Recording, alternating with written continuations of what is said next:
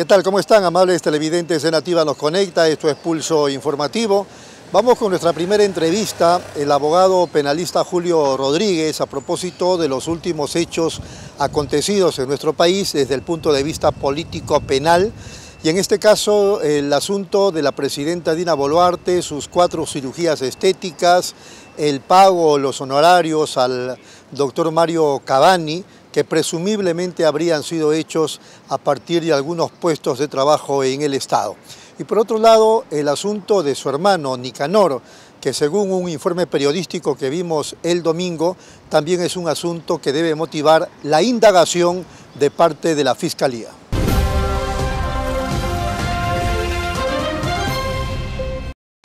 Muy bien, seguimos en Nativa Nos Conecta, esto es Pulso Informativo. Vamos a conversar con el doctor abogado penalista, Julio Rodríguez, a propósito de 2 temas de coyuntura. ¿Cómo está, doctor? Buenos días. Buenos días, un placer para mí conversar con ustedes. En principio, el caso de la presidenta Dina Boluarte no es una operación por salud, sino una intervención quirúrgica por estética, que en realidad son 4.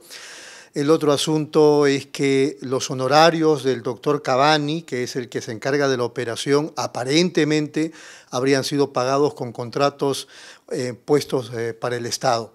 ¿Qué le sugiere eso? ¿Tiene alguno de estos temas vínculos con el tema delictivo? Bueno, el primero de ellos, a efectos de la imputación, es irrelevante, porque ni siquiera el tiempo, ¿eh?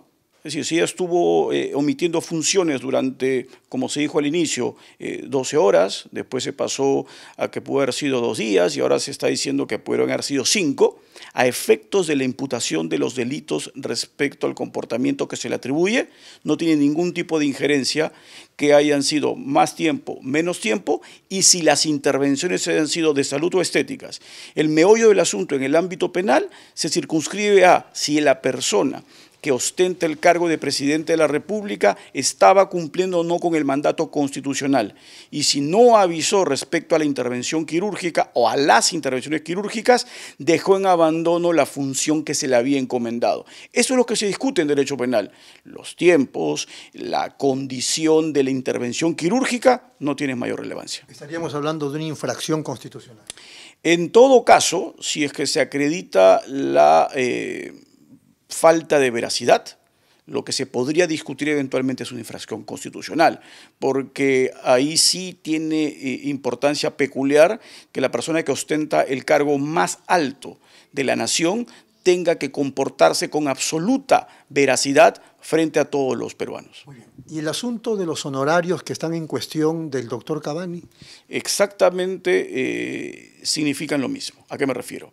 Estos honorarios que un médico solicita por sus servicios profesionales definitivamente tienen que tener un correlato necesariamente con un desembolso si se trata de una intervención quirúrgica personal a título personal.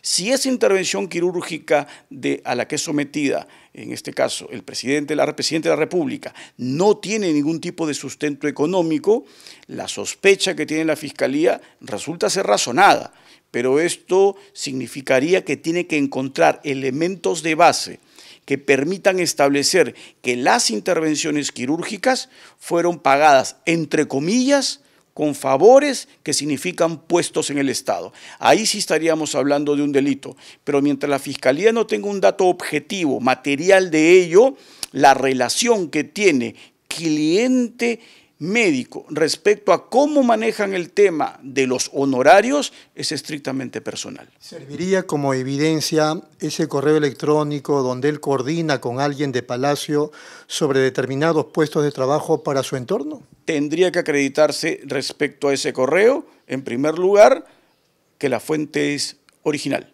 Es decir, que proviene de la dirección electrónica que le corresponde al médico, ¿no? Que adicionalmente esa solicitud ha llegado a una persona respecto de quien hay relación o hay algún tipo de vinculación con la función pública.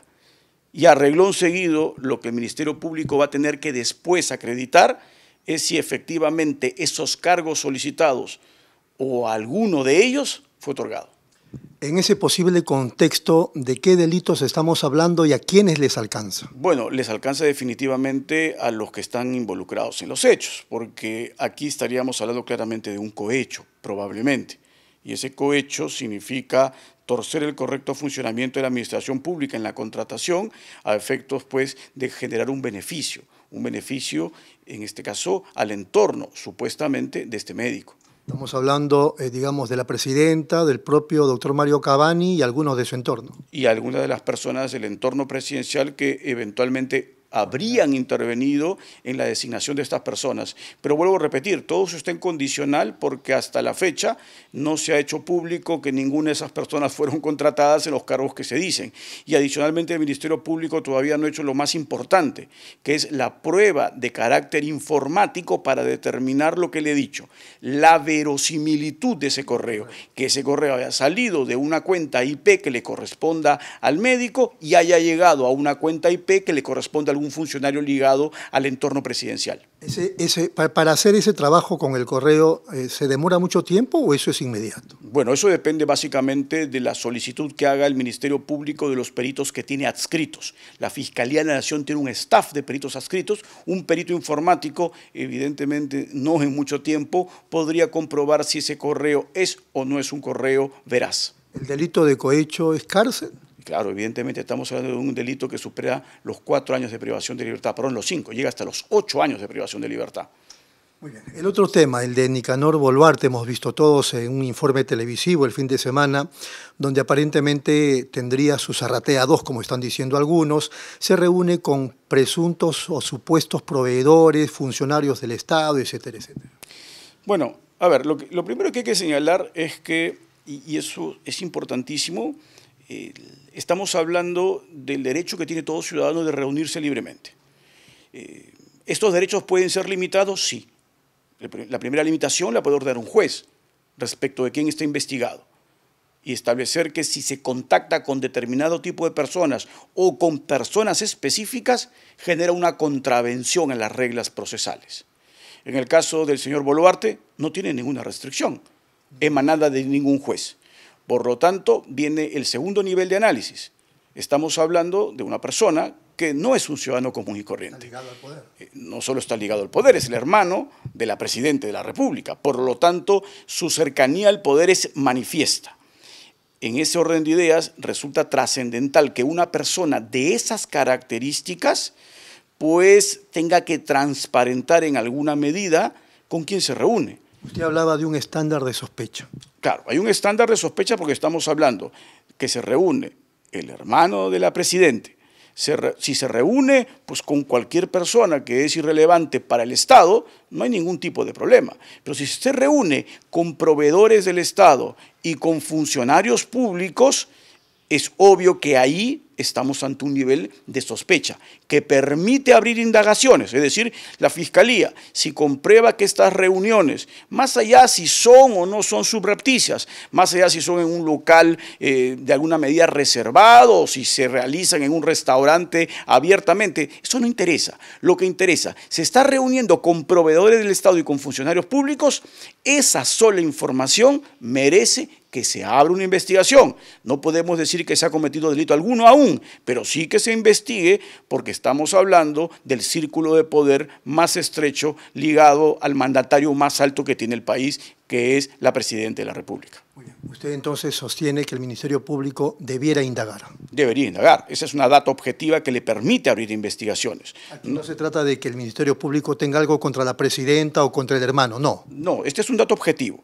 ¿no? En otras ocasiones sí se ha evidenciado un comportamiento de la Fiscalía lamentablemente politizado, ¿no? Los dos allanamientos pues, a la casa del exministro, ¿no? El allanamiento por un delito de abuso de autoridad, no hay un estándar de racionalidad ni de proporcionalidad. Recuerde usted que las autoridades lo que siempre tienen como denuncia casi ineludible es abuso de autoridad. Los alcaldes tienen 50, 100 denuncias por abuso de autoridad y el Ministerio Público por ese delito no les allana su domicilio. Entonces ahí tenemos evidentemente una sospecha también muy razonada de que el Ministerio Público actuó políticamente. En un tema de indagatoria, en este caso que estamos tocando, ¿qué le corresponde al Ministerio Público cuando indaga?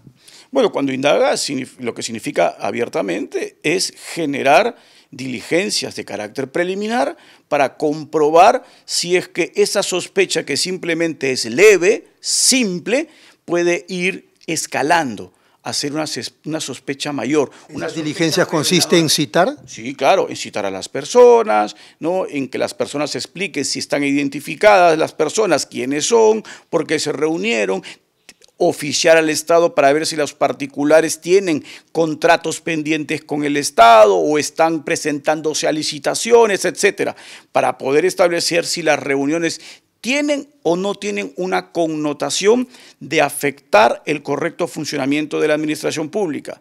Pero si las reuniones están ligadas a proselitismo político que está haciendo por su cuenta el hermano de la presidente, porque está reuniéndose no en un local del Estado, sino en un local privado. Y si las personas se están reuniendo con fines de esa naturaleza, obviamente allí no puede haber delito. Para terminar, intentando no salirnos del tema eminentemente penal y no ingresar al asunto político que no corresponde, hay un enfrentamiento lamentable del gobierno con el Ministerio Público y el Poder Judicial. ¿Cómo, desde su punto de vista, con la experiencia que tiene, se puede resolver eso? Bueno, se puede resolver de una manera muy sencilla, que cada uno asume el rol que le compete. Así de simple. Lo acabamos de mencionar. ¿La Fiscalía se ha comportado en algunas ocasiones como un operador político? Tristemente sí. No le compete. Es un organismo técnico encargado de investigar el delito y cumple un rol constitucional de garante de la legalidad, no de garante de la politicidad. Entonces no puede meterse en las arenas políticas. Exactamente el mismo error le corresponde al Poder Judicial, con la enorme diferencia, claro está, es que usted sabe, en el Poder Judicial pues hay determinados jueces supremos, sobre todo, que tienen un comportamiento absolutamente íntegro y tienen además una trayectoria de vida que los hace merecedores de un respeto absoluto, ¿no? A veces algunos que ostentan el cargo de ser los presidentes del Poder Judicial se ven en alguna medida seducidos por el poder.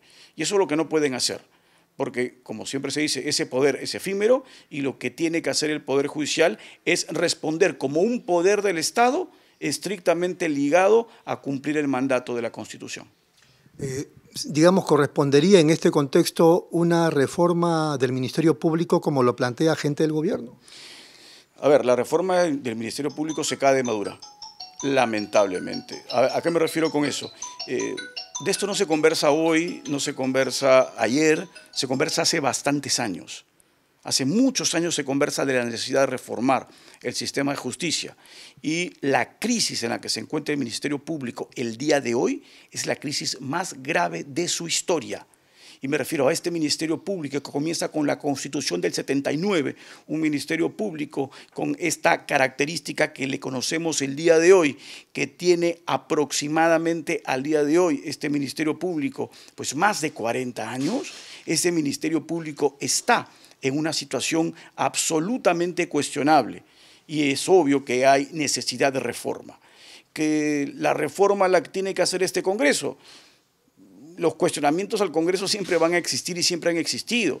Vuelvo a decirle, esta reforma se ha comentado no hace un año, sino hace más de 15. Y siempre se dice lo mismo, este Congreso que es cuestionable, debe ser el Congreso que reforme.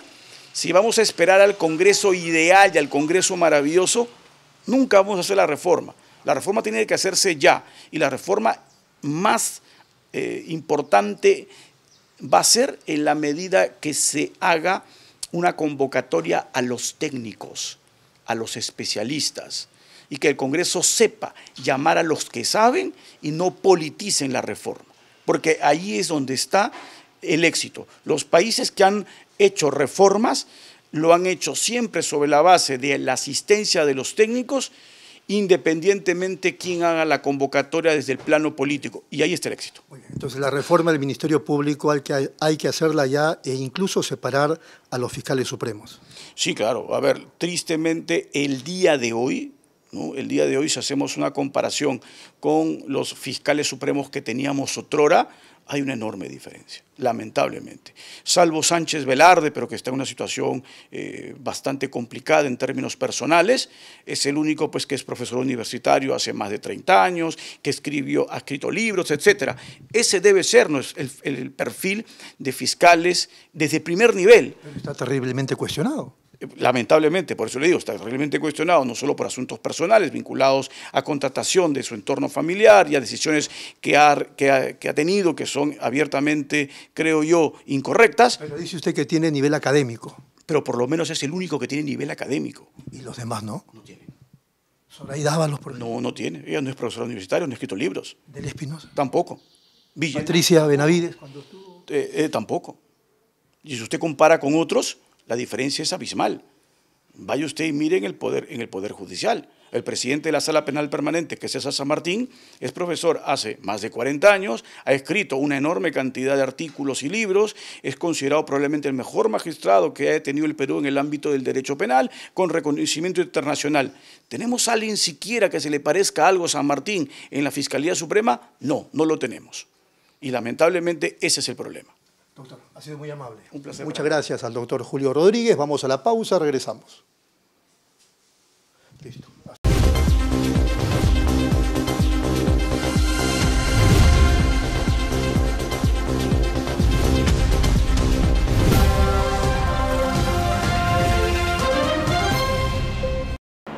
¿Por qué no llevar una maestría virtual? No tengo plata para eso. La plata no es una excusa. Con el crédito educativo pagas en cómodas cuotas sin descuidar tu economía. No tengo tiempo. Esta maestría es 100% virtual. Estudias a tu ritmo sin descuidar tu trabajo ni a tu familia. ¿Pero qué tan buena es la universidad? La maestría es de la Universidad Pedagógica Nacional de Argentina, UNIPE, destacada por su excelencia en educación y con título reconocido por la SUNEDU. Miles de docentes en América Latina confían en UNIPE para especializarse. Ya no hay excusas. Inscríbete hoy y solicita tu crédito en la rama magisterial y lleva tu carrera al siguiente nivel.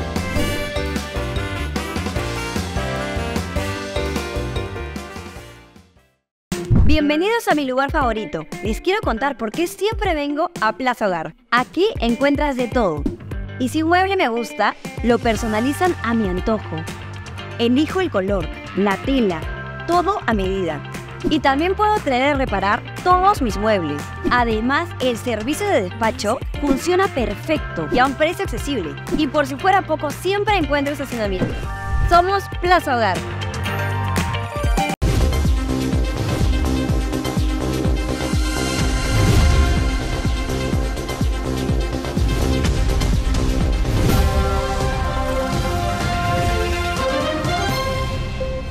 Seguimos en Nativa Nos Conecta, esto es Pulso Informativo.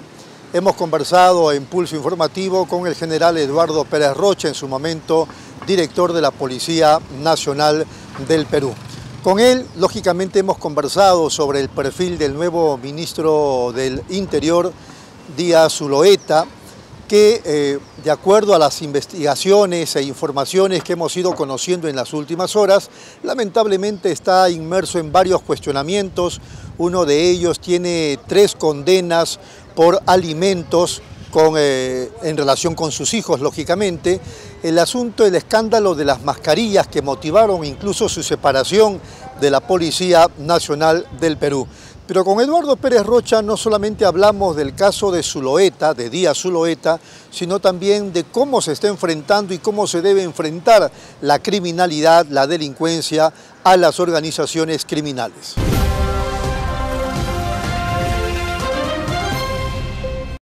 Muy bien, ¿cómo están, amables televidentes de Nativa Nos Conecta? Esto es Pulso Informativo, estamos en Miraflores, vamos a conversar con el general Eduardo Pérez Rocha, en su momento director de la Policía Nacional. Y el tema sin duda es el nuevo ministro del Interior, el general Julio Díaz Zuloeta, que tiene determinada experiencia, tiene maestrías y todo lo demás, pero también algunas excrescencias que han sido desde ayer mismo motivo de serios cuestionamientos. Pero vamos a preguntarle sobre estos temas al general Pérez Rocha. ¿Cómo está, general? Buenos días. Buenos días, un honor conversar contigo y resolver cualquier consulta que estimes pertinente. ¿Qué impresión tiene de esta decisión del gobierno de designarlo al señor? Bueno, si vemos nosotros las estadísticas de todos los relevos ministeriales, y sobre todo en el tiempo de Dina Boluarte, casi en un 85% han sido designados los viceministros. ¿Por qué? Porque supuestamente si yo designo un ministro que es, que te digo, profesional, va a él a llevar su personal de confianza en puestos que te digo importantes, por decir, Secretaría General, Asesoría Jurídica, el aspecto de la Dirección de Adquisiciones, jefe equipo de asesores. Acá no, pues, acá, como hemos escuchado nosotros, esto parece que ha sido ya recomendación de Santibáñez. ¿Por qué digo esto? Tú recordarás cuando acabó se dio la censura en el Congreso, después hubo una entrevista de los periodistas a Santibáñez y le preguntan, ahora que ha sido censurado, ¿se va a dar cumplimiento? Digo, sí, porque es un poder del Estado. Pero dijo, pero seguiremos trabajando juntos. Entonces quiere decir que él es el que ha recomendado a este nuevo ministro, que ha sido viceministro de Orden Público. Bueno, se dijo lo mismo de Adriancén cuando dejó el premierato Otárola. Y con el tiempo Adriancén asumió su propio perfil. Puede ocurrir eso también con Díaz Zuloeta, pero mi pregunta es, porque él es general de la policía, ¿qué perfil tiene usted con toda la experiencia que tiene en la institución respecto de esta persona? Bueno, Díaz Zuloeta tiene, que te digo, una relación íntima con Rospigliosi, con Basombrío, con Vargas. ¿Por qué te digo esto? Que en el 2001, él siendo comisario, estaba Gino Costa, hicieron una encuesta y un concurso para declarar al mejor comisario de todo Lima y Callao. Y lo eligieron a él. Eso conlleva que después él es autor de un libro, ¿no?, sobre el aspecto del desempeño del mejor comisario. Segundo, él, por si acaso, ese libro ha sido impreso y difundido por IDL, que es de Gorriti. Tercero, que tenemos acá, de cosa importante, ¿no? Se supone que las maestrías, el aspecto de cursos, aparte de educación, tiene los cursos que son normales en todo policía militar. Él tiene la maestría de seguridad y orden, que es el INAEP, también es egresado del curso del CAEM, pero punto, ahí nomás. Lo segundo, como dices, hay que ver si ha sido durante su estadía en la institución algo que ha sido descollante. Bueno, lo único que conozco yo efectivamente, que él ha estado, que te digo, monitoreando el aspecto del trabajo de la comunidad con las juntas vecinales. Y después, que te digo, sabemos ya de que él es separado del cargo cuando estaba de general en la segunda macrorregión, que es Chiclayo. En el gobierno de Sagasti, me parece, por el escándalo de las mascarillas. Ahí lo separan, pero en el gobierno de Sagasti también, ¿te acuerdas que se designa a un general que era el número 19 y a los otros 18 los pasan a retiro por renovación de cuadro, vale decir, con todos sus derechos? Ahí lo incluyen. Y lógico, si él fue separado, está, digamos, denunciado por corrupción en la Fiscalía, incluso el Estado le ha concedido, que te digo, el aspecto del abogado, pagándole 80.000 a este señor.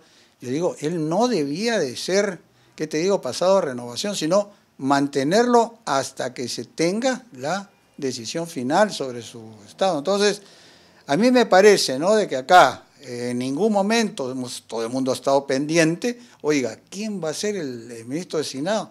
Y él en ningún momento ha asistido a Palacio de Gobierno para entrevistarse, o con el presidente del Consejo de Ministros o con la presidenta, sino el único que ha estado ahí permanentemente es Santibáñez. O sea, para mí Santibáñez ha dicho, señor, que se mantenga este señor, primero porque yo le tengo confianza, y segundo, va a continuar con lo que yo he hecho y no le va a escarbar cosas que te digo negativas. Entonces, me parece, por lo que yo veo, que va a seguir más de lo mismo, salvo el caso que él tenga una conferencia de prensa, de a conocer sus ¿qué te digo?, decisiones a tomar y lo que va a conseguir.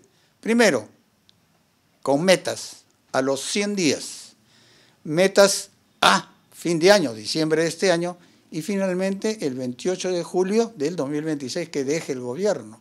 Si esto no se hace, lamentablemente pues seguimos en lo mismo. Y lo más importante, él dentro de su hoja de vida se ve de que es conocedor de la seguridad ciudadana. Sí. Pregunta simple, ¿por qué no pide? Ese ministerio que ostentaba hasta hace días justamente era de seguridad ciudadana.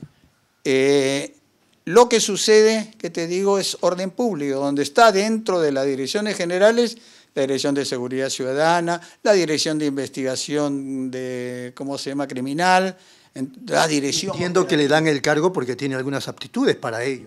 Como te digo, como es general y es un cargo, digamos, de confianza que no lo pone Santibáñez, ¿eh? Él es colocado ahí por Ortiz, vale decir, 2 ministros antes que Santibáñez. Y lo mantiene. Entonces, el problema es simple. Debemos de ver cuál es el problema, y lo he conversado contigo ampliamente. El problema es la seguridad ciudadana. Yo he sido, aparte de comandante general de la policía, 4 años, secretario técnico del CONASEC. La ley 27933 es bien clara. El Consejo Nacional de Seguridad Ciudadana, que lo presidía, que te digo, el ministro del Interior, las reuniones eran semanales con todos los representantes y una vez al mes la reunión se hacía en Palacio de Gobierno.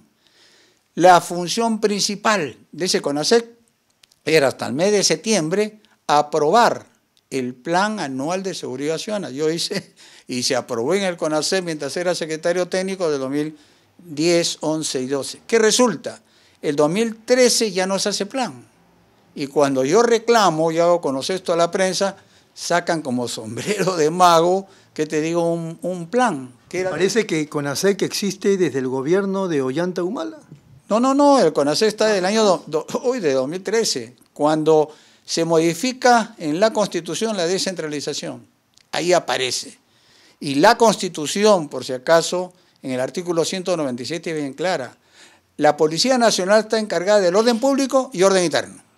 Pero los municipios, de acuerdo a ese artículo, son los encargados de la seguridad ciudadana en coordinación con la Policía Nacional y con la seguridad, que te digo, de la sociedad organizada. Bueno, 2013 me parece que era gobierno de Ollanta, porque Ollanta ingresa el 2011 y se queda hasta el 2016. ¿Sabe por qué me acuerdo, general?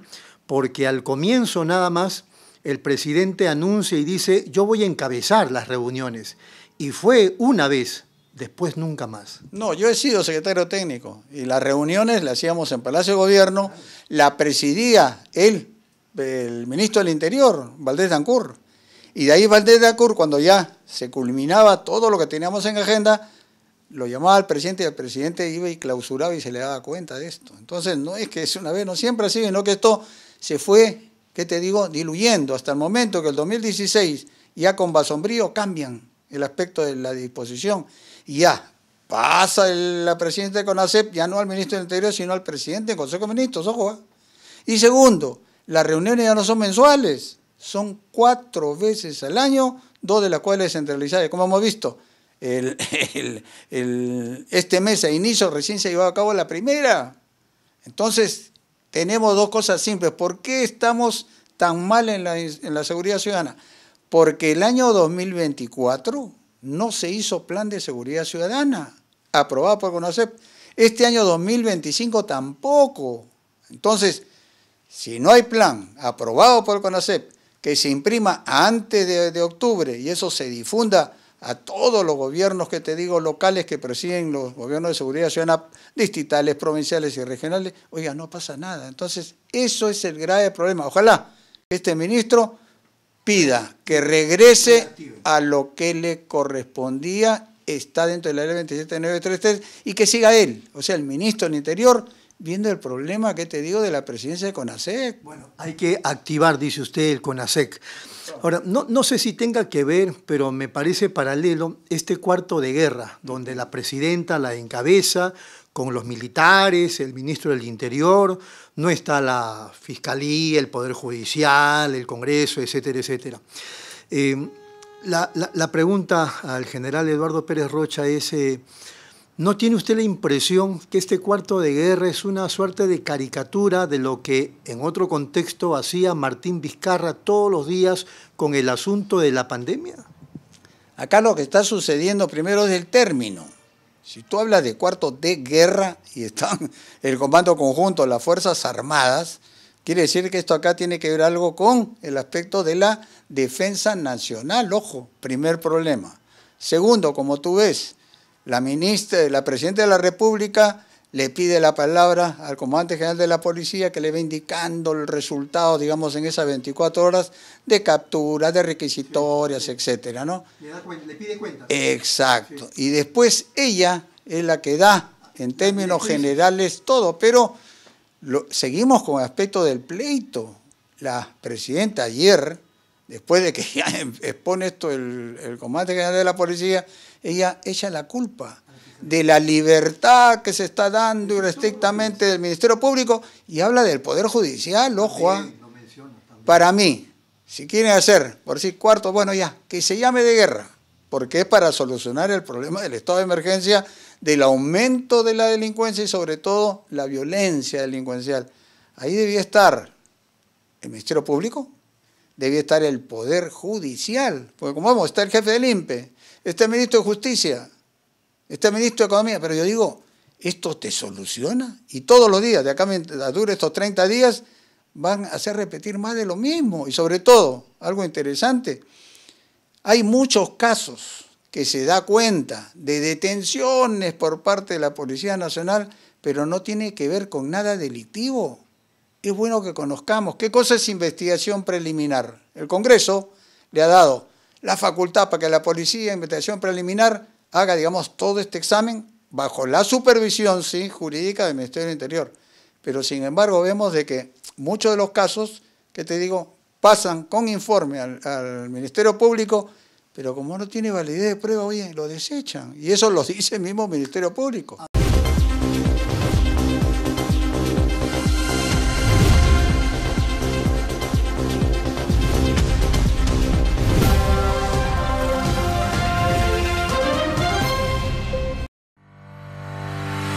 Bienvenidos docentes de la rama magisterial. Les presentamos la guía para acceder a la biblioteca digital para maestros.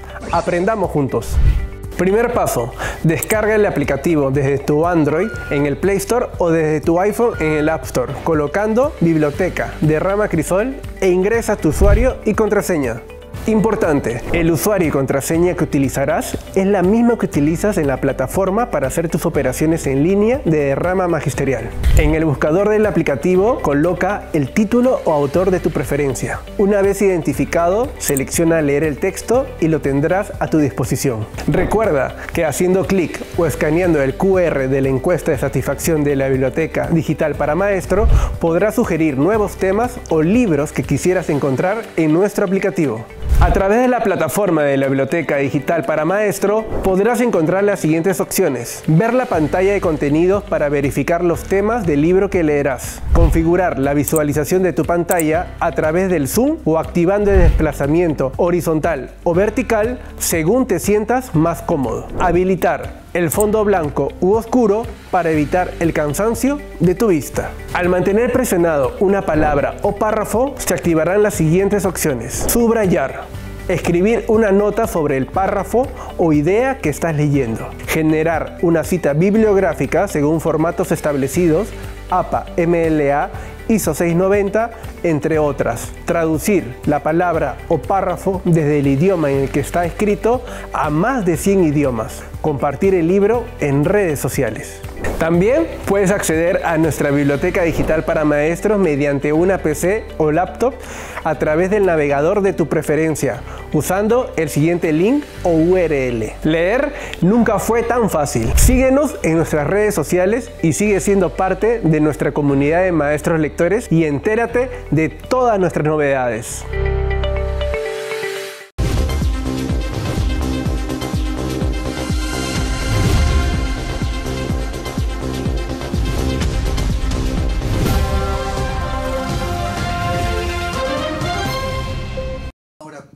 da la impresión que está cegada, no sé si por sus, digamos, ganas de venganza, pero si ella, como usted plantea, convocara al Ministerio Público y al Poder Judicial, los comprometería y entonces estarían juntos trabajando contra la delincuencia.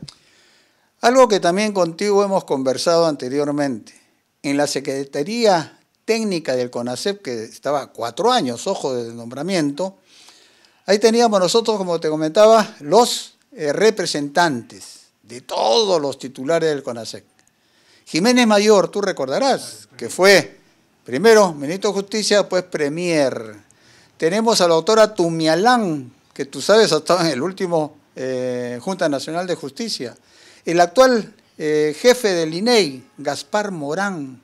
Ellos eran los representantes del Consejo de la Prensa, de el INPE y del INEI. Pregunta simple. Esos trabajaban, conocían y eran representantes de primer nivel. Y nos reuníamos y formulábamos la agenda, que esa agenda se enviaba el ministro del Interior al presidente y el secretario general del Palacio, y eso se aprobaba. Yo digo, esa es la forma como debe trabajarse, porque ahorita estamos dando manotazos de ahogado, sin resultado positivo. Algo bueno que también ojalá sirva para tu reportaje. Un asunto que puede resultar anecdótico, a mí me llamó la atención, no sé si a usted, la presidenta ayer o antes de ayer, me parece que ayer, dice, digamos muy indignada, efectivamente, que van a entrar a las cárceles. Y yo digo, pero ¿las cárceles son zonas liberadas o son entidades del Estado donde se mantiene a los delincuentes? No entiendo. Se supone que el INPE depende del Ministerio de Justicia. Y hay planes que tienen para el aspecto de las inspecciones inopinadas. Yo lo que le he escuchado ayer es que ha dicho que las inspecciones inopinadas van a ser diariamente. Yo digo, diariamente se supone que tiene que tener personal permanente. La última que hemos visto han estado personal de la Fuerza Armada en la parte externa, personal de la policía y personal, que te digo, del INPE en el interior para los registros.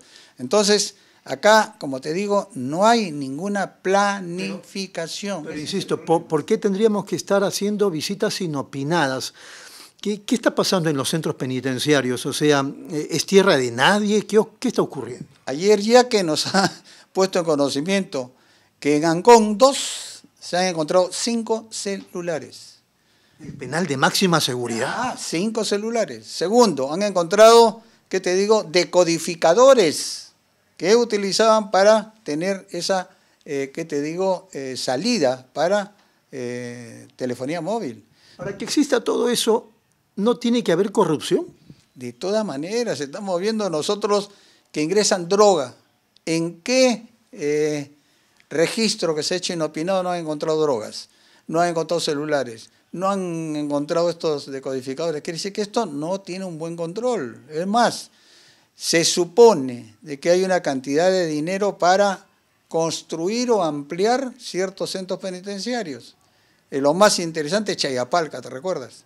Que se habló, se dio ya como ejecución para ampliarlo, pero sin embargo los presidentes regionales de Tacna y de Moquegua se opusieron y dijeron, no, entonces como ellos se ponen, no. Pero un ratito, yo los escuché a algunos de estos gobernadores y era porque ellos sentían que estaban pasando por encima de su autoridad. Ellos decían, mínimo que nos busquen, que nos cuenten, que nos sustenten, y yo podría aceptarlo, decía el gobernador de Tacna. Pero así yo me entero por la televisión lo que quieren hacer en mi región, oye, ya pues. No existe plan de gobierno para disminuir la inseguridad. Y te doy un dato muy interesante. ¿Tú recuerdas la famosa Comisión de la Verdad que hizo el estudio, que te digo, de violencia delincuencial, muertes y desaparecidos, ojo, desde el año 80 hasta el año 91 de Sendero Luminoso? Eso nos representó más o menos un promedio en esos 11 años de 1.100 muertos por año. Fíjate, hoy hemos visto, el año pasado, ¿cuántos muertos hemos tenido? 2.000, más de 2.000. Ahora estamos por los 800, me parece. Claro, o sea, esos 2.000, suponte que se mantenga de acá para adelante, si no hay medidas efectivas o aumente, oye, vamos a tener más muertes por la violencia delincuencial que el aspecto de Sendero Luminoso, que General, es el terrorismo. Cada 4 horas un asesinato. Tenemos diario, ya sabemos, 6.2 muertos por día.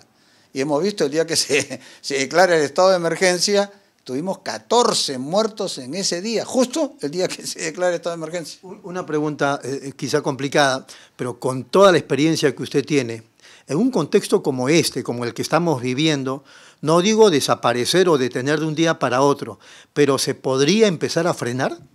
Claro, siempre y cuando exista el trabajo de inteligencia policial. La inteligencia policial tiene el aspecto que te digo de recolectar información interna o externa. Interna, que te digo, con datos que tienen los informantes, y se les paga. Externa, todo lo que sea, que te digo, comunicación de medios y de vecinos que están informando. Eso te va a dar, que te digo, una clave con el que está informando, se le va a pagar en caso que resulte positivo, y ahí sí tendríamos nosotros a los cabecillas. Ahora, sabemos, tenemos más de 1000 organizaciones, porque eso es también menudo, pero sin embargo, ¿qué dirigente de organización criminal hemos detenido? Ninguno. El famoso monstruo se burla incluso en las redes sociales y dice, estoy acá, venga, pues ubíqueme a ver si acá muerto me van a sacar. Yo digo, ¿qué es esto? No puede ser. Muy bien, para ir terminando entonces, ya no vale la pena hablar mucho de Santibáñez, pero lo que queda es que nunca hubo estrategia ni táctica. Estrategia ha existido, pues eso que se daba a los estados de emergencia. El problema es por qué no se cumplía, por qué fue fracaso, porque no hubo la táctica, el cómo hacerlo y sobre todo los planes de operaciones. A mí me llama la atención cuando dicen, oiga señor, con el problema de los muertos, ¿te acuerdas tú del 2001, 2002, de enero? Cuando el Ministerio Público dice, bueno, muéstrame los planes. Dicen, no, los planes no se los puedo demostrar porque son secretos. Un momentito. Los planes solamente son secretos cuando está, digamos, en problema la seguridad nacional. Esto de acá debe ser conocido y lamentablemente, como vemos, se dilata y esperemos, después de 2026 ya sabemos hay una gran cantidad de denuncias que va a tener que afrontar la presidenta saliente. Muy bien. El general Pérez Rocha entonces dice, hay que activar el CONASEC, 1, y 2, tiene que convocarse al Ministerio Público y al Poder Judicial en este cuarto de guerra. Así es. Y lo más interesante, para que se eliminen esos pleitos que hay entre la Policía Nacional, que dice yo detengo, se lo da al Ministerio Público y ellos lo suelta. Y después el Ministerio Público se lo da al Poder Judicial, el Poder Judicial también lo libera. Oiga, lo primero, ¿por qué no organizamos el aspecto de capacitación conjunta? Miembros de investigación de la policía con los fiscales por especialidades, de tal manera que en cursos que puede ser de 1 semana o 10 días como mucho, ahí se liman esas asperezas y ya no van a cometerse los errores que están haciendo ahora y que la policía manda el informe, llega a la carpeta y el ministerio dice, oye, tú no has trabajado nada, esto está mal, no sirve, y pum, y lo suelta. Es la verdad. Muy bien. Ha sido muy amable, general. Muchas gracias al general Eduardo Pérez Rocha, exdirector de la Policía Nacional. Vamos a la pausa, regresamos.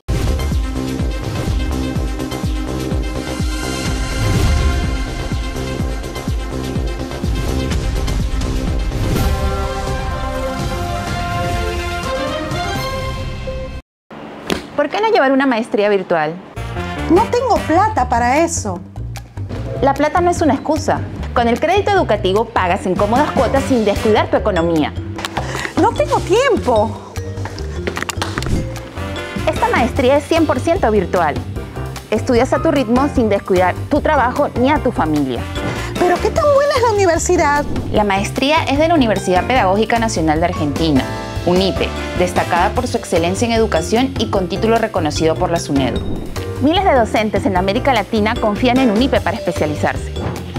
Ya no hay excusas. Inscríbete hoy y solicita tu crédito en la rama magisterial y lleva tu carrera al siguiente nivel.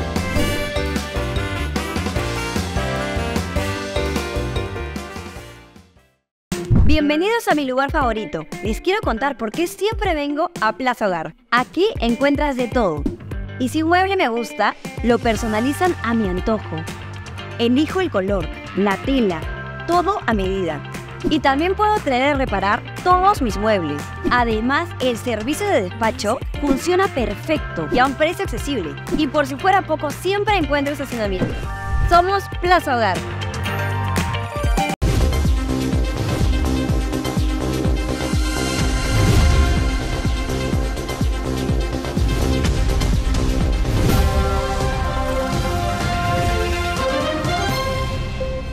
Seguimos en Nativa nos conecta, esto es Pulso Informativo.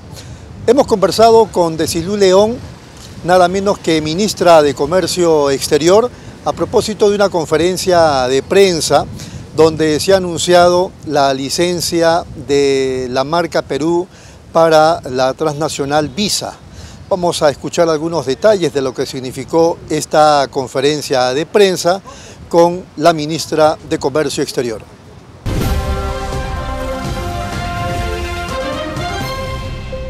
El primer servicio financiero que se une a Marca País, y es importante por la llegada que tiene Visa a tantísimos países y que está fomentando el tema de la inclusión financiera, que ha sido tan importante en los últimos años, el desarrollo de la inclusión financiera para todos, tanto en nuestro país como fuera, y Visa tiene estándares de calidad que permiten llevar nuestra marca a los lugares más recónditos del mundo, así que estamos muy contentos por haber otorgado el día de hoy la licencia de Marca Perú a Visa internacional. ¿Y qué beneficios para Radio Nacional? Muy importante justamente esta presentación, pero también queremos saber el balance de estos 3 primeros meses en relación a la exportación.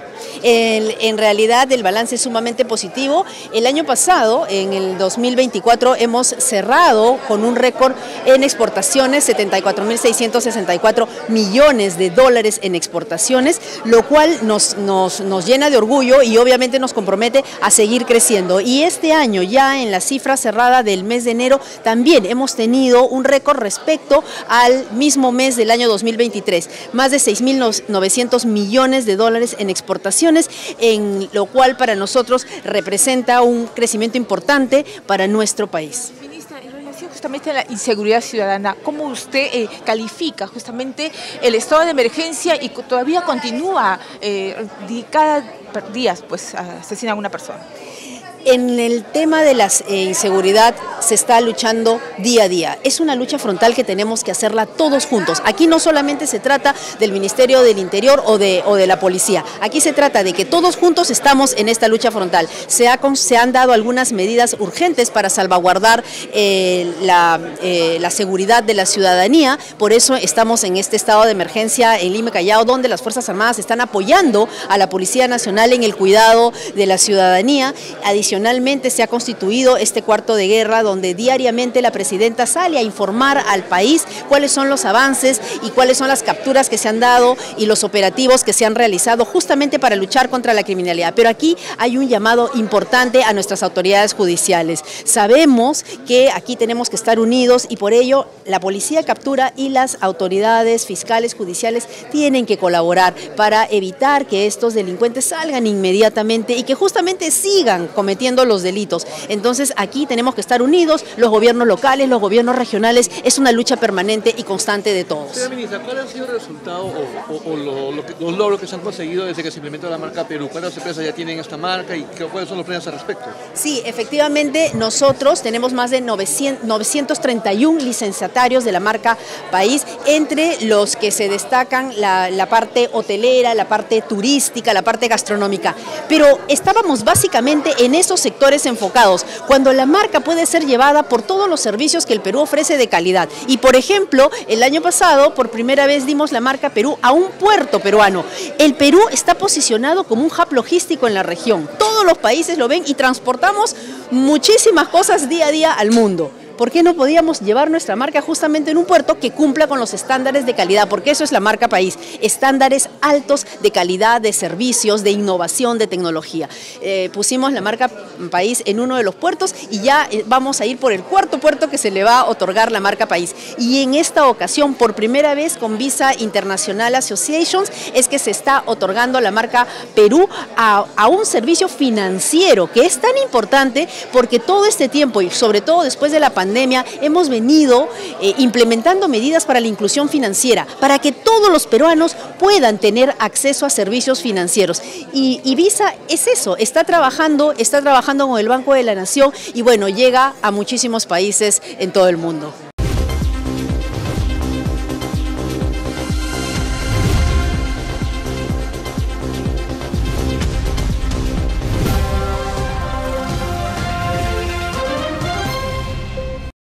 Continuamos en Pulso Informativo, estamos en Nativa Televisión. A continuación vamos a escuchar algunos pasajes de la última sesión de la Comisión de Fiscalización, donde el congresista Juan Burgos, nada menos que presidente de esta comisión, da cuenta de algunos hechos que ya conocemos todos, pero lo interesante es que va, digamos, mencionando cada uno de los temas que abarcan las investigaciones desde el Ministerio Público a la Presidenta de la República, Dina Boluarte.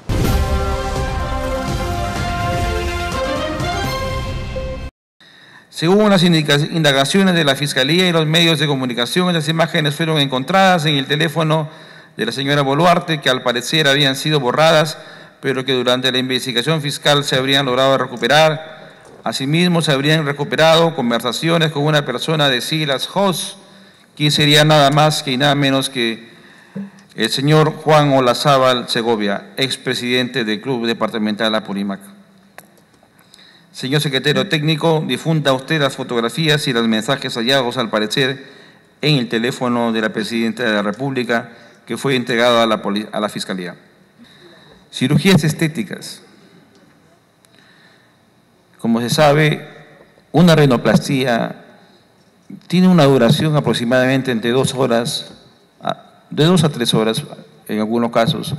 Cuando el cirujano plástico es muy rápido y muy acelerado, quizás mínimo 45 minutos. Pero todo lo realizado en el rostro de la señora Presidenta, según el reporte operatorio, es aproximadamente de 2 horas 25 minutos. El 28 de junio, la intervención duró 40 minutos, como se quiso mentir a la población. La intervención duró más de 2 horas 25 minutos. Aproximadamente de las 9:15 horas hasta las 23 horas con 40 minutos. Y la señora Presidenta de la República estuvo más de 48 horas en la clínica, tal como le muestra el reporte operatorio, que tiene como numeración folio 617 y que fue presentado en un programa periodístico. En el reporte señala que el equipo médico dirigido por el doctor Mario Cavani Ravelo sometió a la Presidenta de la República, Dina Boluarte Segarra, a una rinoplastía con septoplastía funcional. Y no es cierto lo que dice la señora Muriano en el aspecto que la nariz no fue operada por Mario Cavani. Quiero que la Comisión de Fiscalización conozca cómo se realiza una rinoseptoplastía. La septoplastía corrige defectos en la desviación del tabique nasal, que puede provocar obstrucción nasal, obstrucción respiratoria. Generalmente esa parte lo realiza el otorrinolaringólogo, pero la parte estética de esa cirugía, que es una cirugía mixta, se llama rinoseptoplastía, por eso lo hace el cirujano plástico. Es decir, son 4 cirugías que realizó el señor Mario Cavani Ravelo. Además de una blefaroplastía inferior transconjuntival bilateral, así como injertos grasos en la cara, y la implementación de hilos de sustentación facial. Durante la cirugía se le extrajo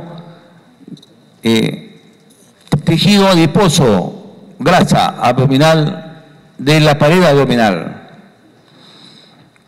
la fascia infraumbilical. Para realizarse los injertos en el rostro, también se le hizo una rinoplastía que incluyó la corrección del tabique nasal desviado. Esta documentación, que habría sido entregada por el señor Mario Cavani Ravelo a la Fiscalía, demuestra de una vez más que la Presidenta Boluarte le mintió a todos los peruanos. Ahora le corresponde el trabajo de indagación respecto a los pedidos de cambios de favores que habrían sido solicitados por el cirujano mencionado a la señora Boluarte, que han quedado registrados a un correo electrónico enviado por el señor Mario Cavani Ravelo a la señora Patricia Muriano, donde le exige puestos en el Estado. El mensaje se había remitido el 3 de agosto del 2023, un mes después de las cirugías.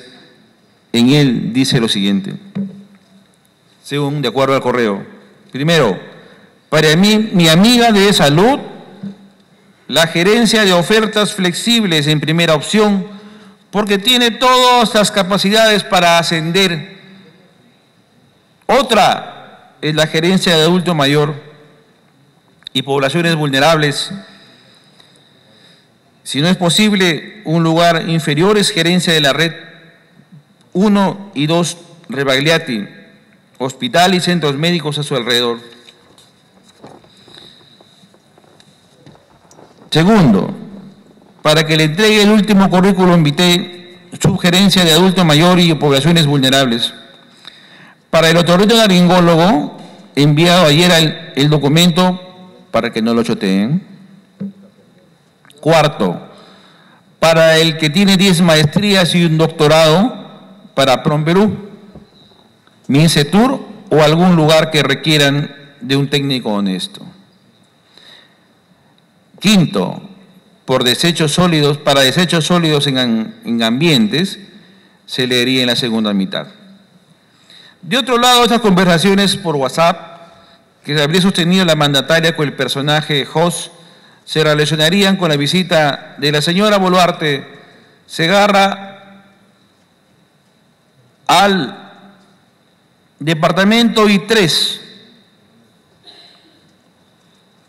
ubicado el condominio I3, ubicado en el condominio hacia sur, y las contrataciones en el estado de varios integrantes de la familia Olazábal, propietaria de este inmueble. La Fiscalía y los miembros de la Comisión de Fiscalización y Contraloría del Congreso de la República aún tienen mucho trabajo por realizar, tienen mucho que indagar, ya que todavía no tenemos las facultades de comisión investigadora.